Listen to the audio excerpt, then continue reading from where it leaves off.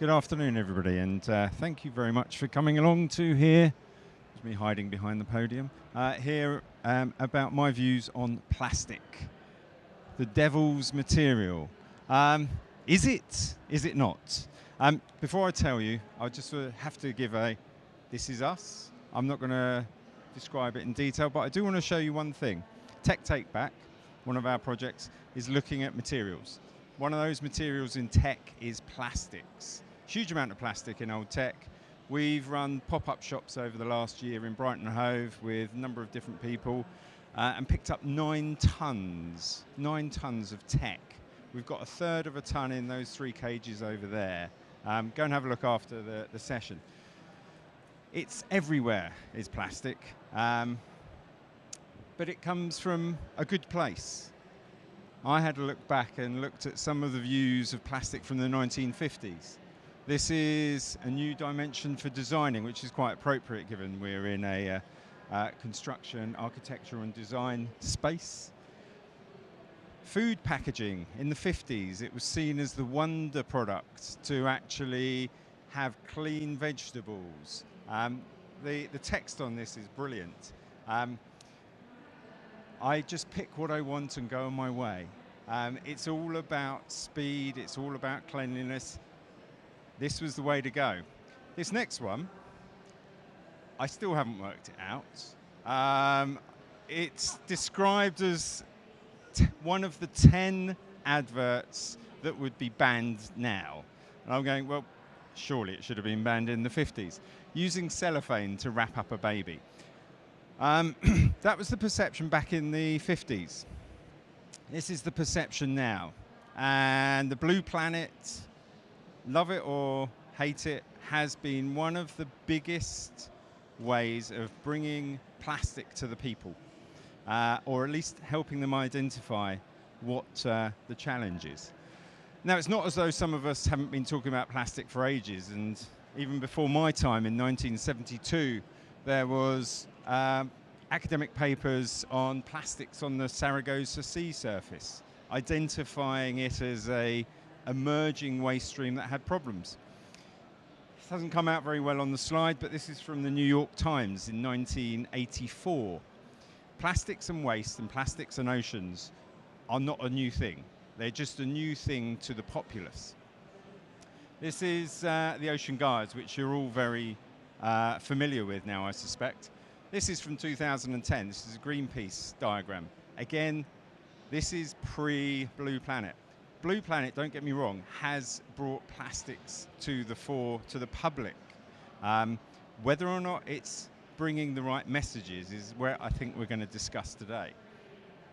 So we've gone from a perception of the oceans, and I can't claim credit for any of these cartoons, from the oceans being a nice, pleasant place for us to throw away bottles and put messages in a bottle, to the fish now trying to get out of a plastic ocean. This is the perception many of the public have of our oceans, and in many cases it's correct. In a lot of cases it's not. We've got images like this, which on the face of it just look like a slum area in Philippines. This is actually a river, completely filled with plastic waste. What used to be a nice clean sea is now floating debris. You have these images all over the place, highlighting what's in our oceans and the impact it has.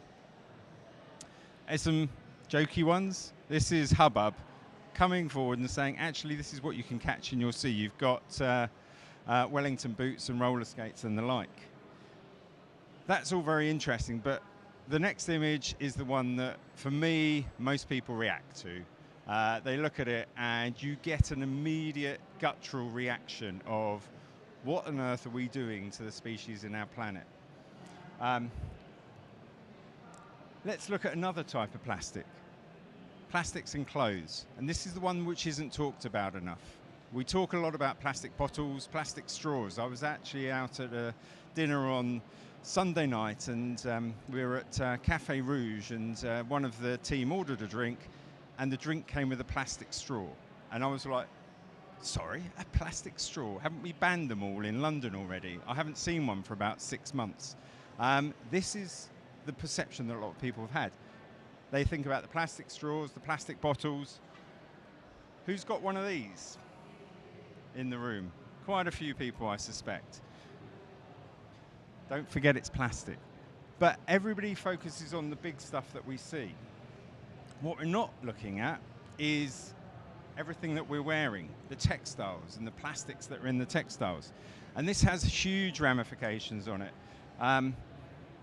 For example, socially as well as environmentally.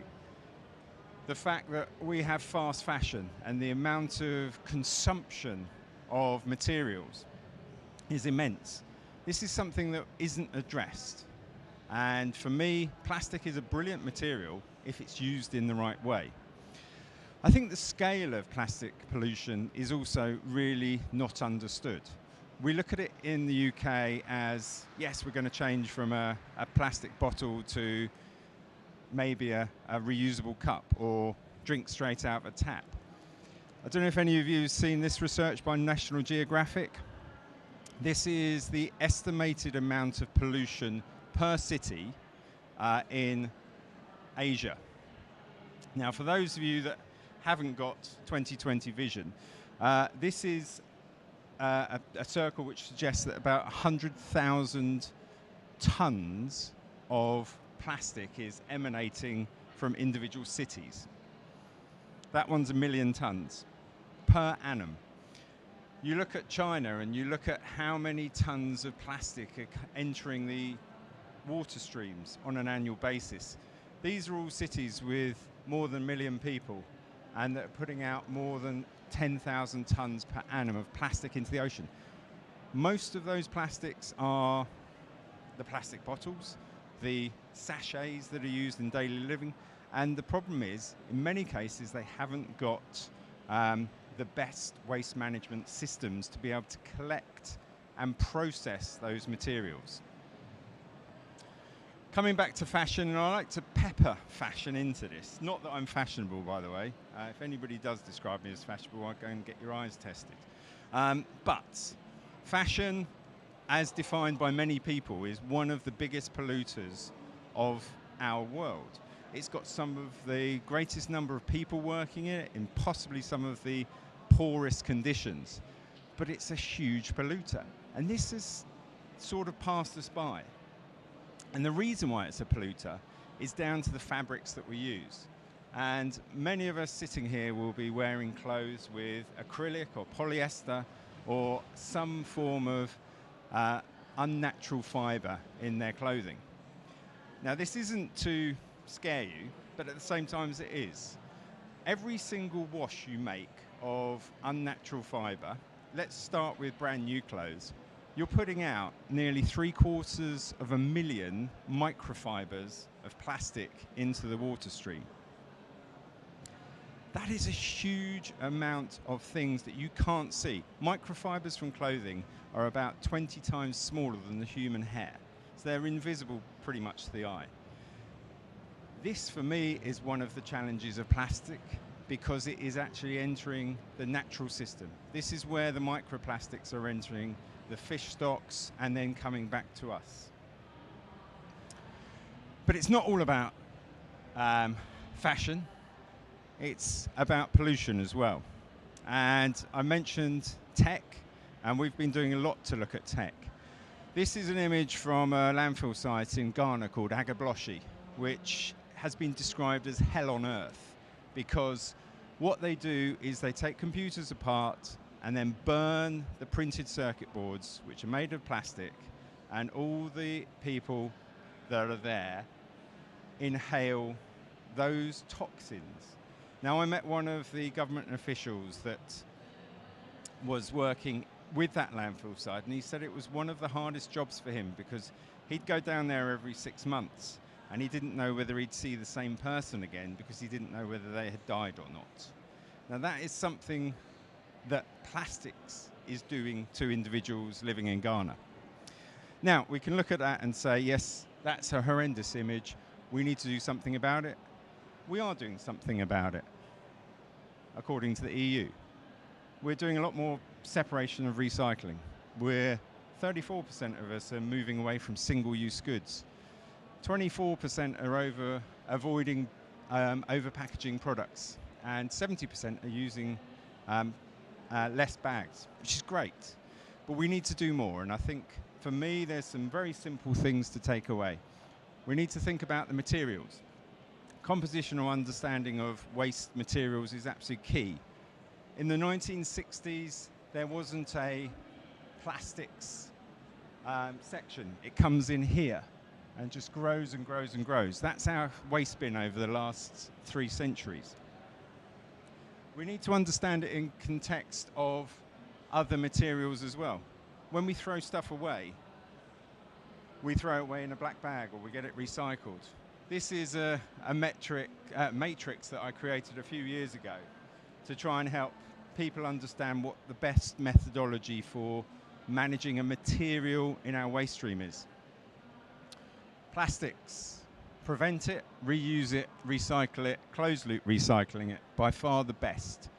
There's a little bit you can do with pyrolysis and gasification. Is that the best thing to do? Probably not. But from my perspective, I think this is where plastics, if used in the right way, are absolutely critical to our society. But we have to remember that we need to think about how we use them. And I'll leave you with this quick quote. If we design it in, it has an impact on the entire life. If we design it out, we don't. Thank you very much.